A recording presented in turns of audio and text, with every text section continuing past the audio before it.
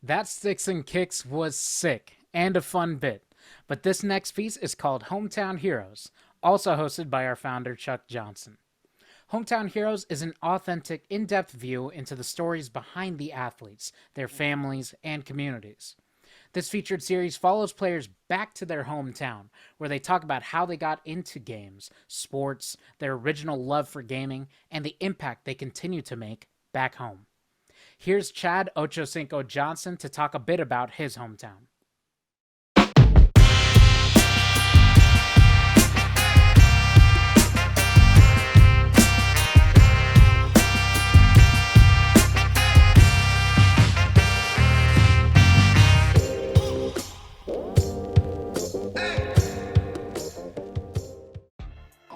That we see the name Ochocinco Gaming, so we got Mr. Ochocinco in the building. What's up with you, Playboy? Man, life is great. If I had your hands, I'd cut mine off, baby. No. You got your hands pretty good, man. Where you at right now, man?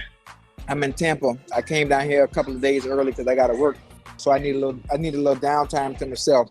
My mom's passed last week, so came out here to clear my head a couple of days before I had to get in front of that camera. Tell us where you from, man. Man, I'm from the notorious, the beautiful Liberty City, Dade County, Miami, Florida. Born and raised 1968.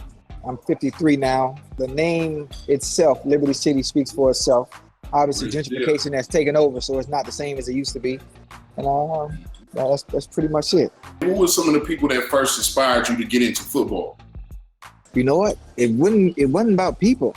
It's about my surroundings, my upbringing, the resources I had at my disposal, based on where I grew up. It was sports. I mean, you're going two ways. You're either going left or you're going right.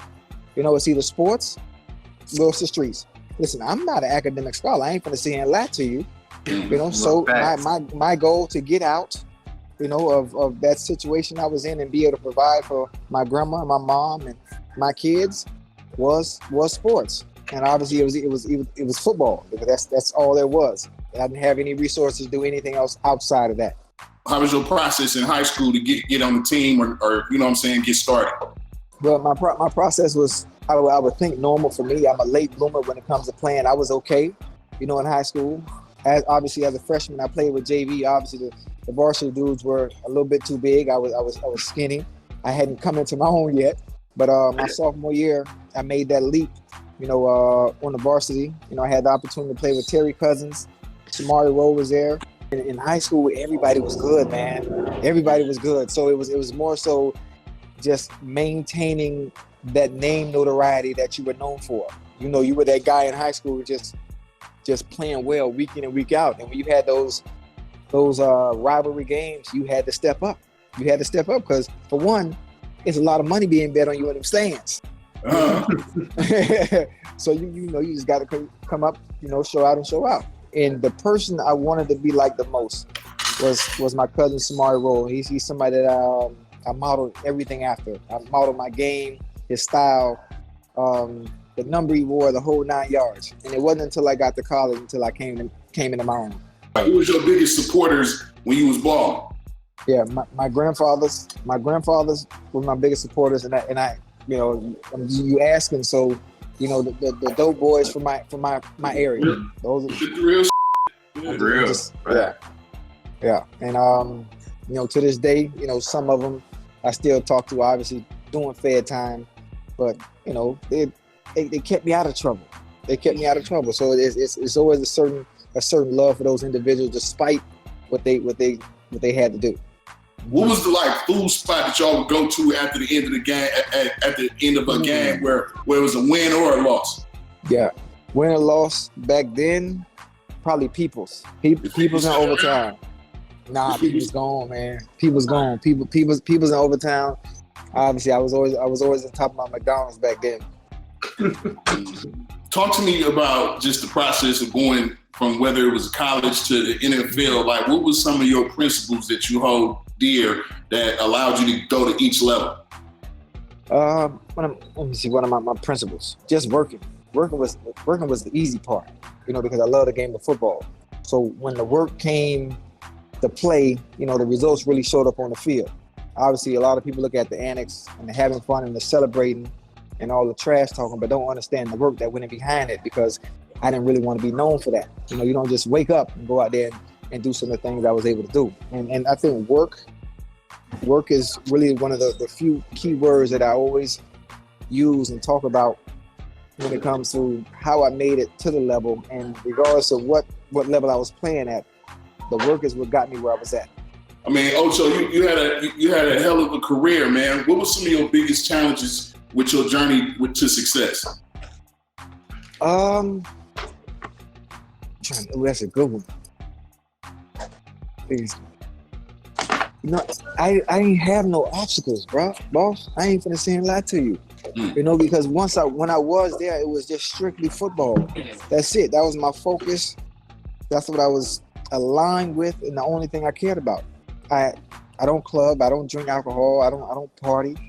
All I do is game and play ball and think of ways to entertain the fans. You know, and that's about it. I mean, the only obstacle, and I can say it, because I owned up to my was that mistake I made in year 11. You know, where I messed up and was never able to play a down of a ball again. And you know, that's about it. That's my one mistake, you know, in life, and it cost me a lifetime worth of work. Last question I ask you is, you know, to the next up and coming dude that's about to get on that field and play at that highest level, what are some of the most valuable lessons that you can give them to, you know, sustain their life in that career? You know what? You gotta stay healthy. That's for one. Because you can't make the club being in the tub. You got to stay healthy. That's the main thing. And the people around you, man, you got to learn how to say no.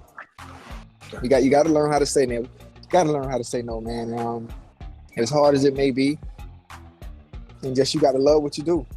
Because if you're doing it for the money, man, it ain't gonna last too long. You got to really love that shit. Like when you love it, you know, and it ain't no job, you out there having fun, man, you're gonna reap everything, the benefits of everything.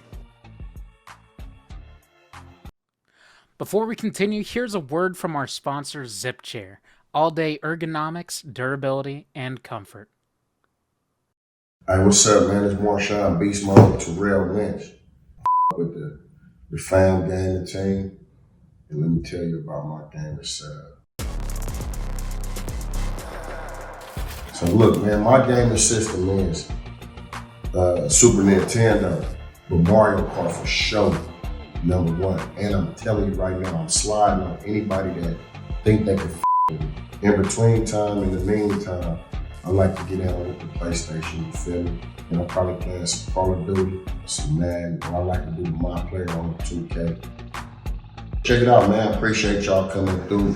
And shout out UGL, the fam gang. Yeah, it is nice, beautiful. You feel me? That chair right here, though, man. I'm saying thank you, man. Right on, you respect. Y'all stay solid, man. Keep it peasy. What's up with y'all? This is Mark Samuels Jr., aka Scheming, and this is The Spot. Right here is my custom built gaming chair, sofa recliner, custom stitch with my logo on here from Zip Chair. All right, so here is my gaming setup. I got 2 Dell curved monitors. Right side is for the game, both my PS5 and my Xbox. And then my left side is for all my computer situations, my Twitch, my YouTube, whatever I need to go to. This was a live tournament in Las Vegas, a Manhattan Challenger that I won. Here goes a jersey custom made from the Final Four run I made in the Packers Club. And that's a quick tour around the spot, man. Shout out the fam gaming, shout out UGL World. I wanted to just show y'all where I lock in for my tournaments and, you know, my little comfort studio I got right here. Man, y'all have a good one. It's The Spot. Now that you got to know the owners, let's meet the starting rosters for each of the teams.